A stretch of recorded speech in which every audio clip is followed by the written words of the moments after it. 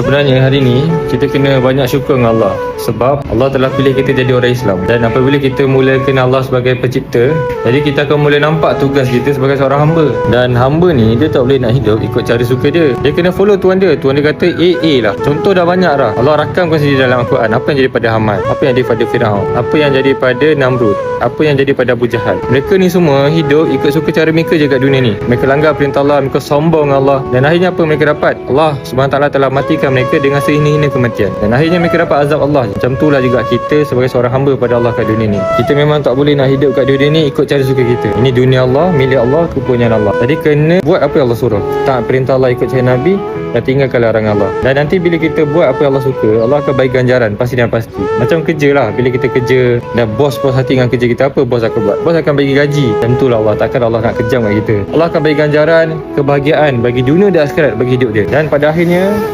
kita nak kejar redha Allah je kat dunia ni. Sebab bila kita dapat redha Allah, inilah kemuncak kebahagiaan bagi seorang hamba kepada pencipta dia. Jadi insyaAllah ini kita kena syukur lah dengan nikmat iman dan Islam yang Allah bagi. Allah Maha Kuasa, masuk langsung kepada la ilaha illallah Muhammadur Rasulullah.